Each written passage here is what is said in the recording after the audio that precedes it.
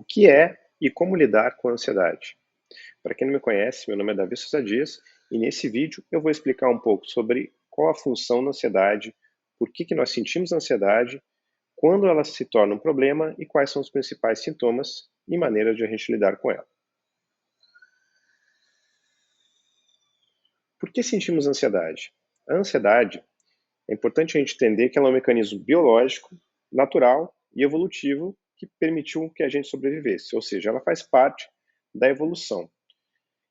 Esse mecanismo foi fundamental para a seleção natural selecionar aqueles que estavam aptos a sobreviver, ou seja, aqueles que tinham ansiedade conseguiam se preparar para os riscos ou perigo de vida, para os riscos de ser atacado por um predador, para os riscos de entrar num mar ou num rio que seja perigoso, que pudesse ser afogado, em lugares altos, cair de algum lugar, se machucar e acabar morrendo.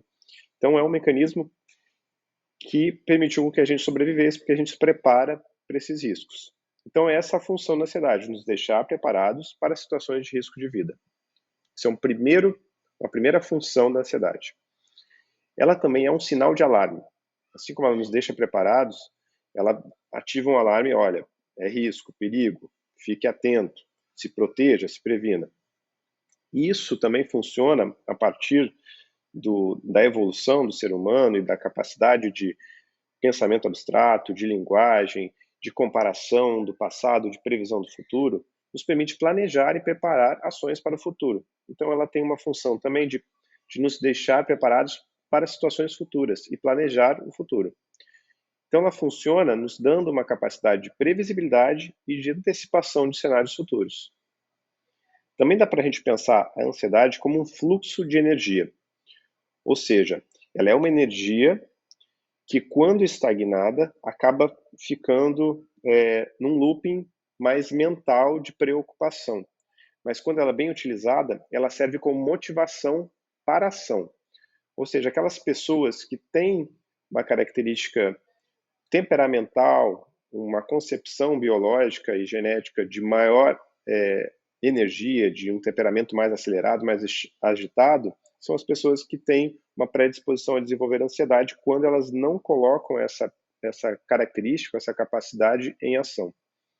Então, nessas situações que a pessoa consegue utilizar a ansiedade de maneira saudável, ela é desejável. Quais os principais sintomas da ansiedade, então, dentro do que a gente já viu até aqui? Então, os principais sintomas da ansiedade são medo e preocupação. Todos os sintomas de ansiedade, eles são derivados do medo, dessa emoção, desse sentimento, desse instinto natural.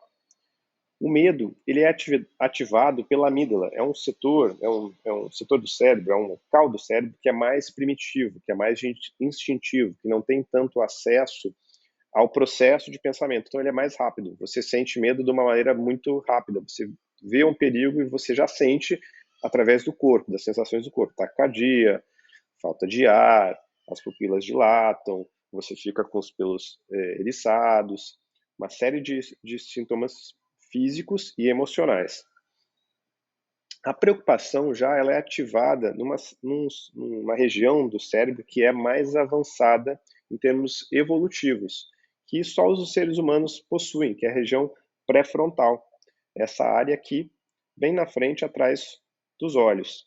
Essa região que é responsável pela linguagem, pela integração das informações que vem da amígdala, que é mais instintiva, e das regiões da memória, do hipocampo. Então ela faz essas comparações e cria pensamentos, ela constrói, imagina cenários.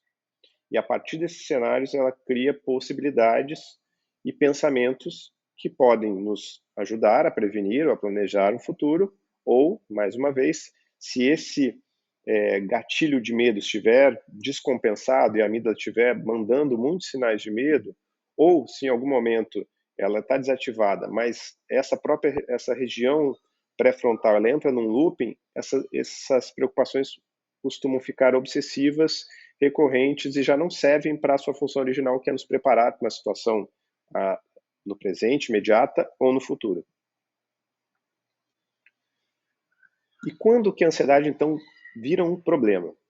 Então, são 3 as principais características que a gente precisa estar atento para perceber que talvez o nosso nível de ansiedade saiu de controle e está nos trazendo problemas, e talvez a gente precise procurar um atendimento especializado, porque isso está nos trazendo prejuízos. Então, o primeiro sintoma, a primeira característica mais comum são os sintomas físicos. Então, quando que isso pode ser uma ansiedade patológica? Quando existe uma série de sintomas físicos associados. Por exemplo, eu já falei de alguns: falta de ar, taquicardia, palpitação, tremores, sudorese, tontura, vertigem, dor de cabeça frequente, dor muscular, tensão muscular, principalmente aqui atrás da nuca, problemas gastrointestinais, problemas dermatológicos, autoimunes. Todos esses problemas físicos estão associados ao nível de ansiedade mais elevado.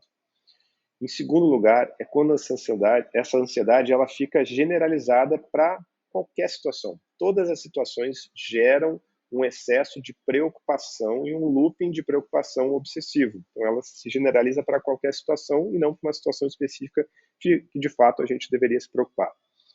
E, em terceiro lugar, quando ela causa prejuízos no nosso funcionamento, ou seja, quando a gente começa a ter dificuldades de atenção, de concentração, do sono, quando a gente começa a ter cansaço físico, quando a gente começa a afetar nossas relações, nossos relacionamentos, a gente começa a ter um isolamento social, a não querer interagir socialmente, quando começa a ficar paralisado.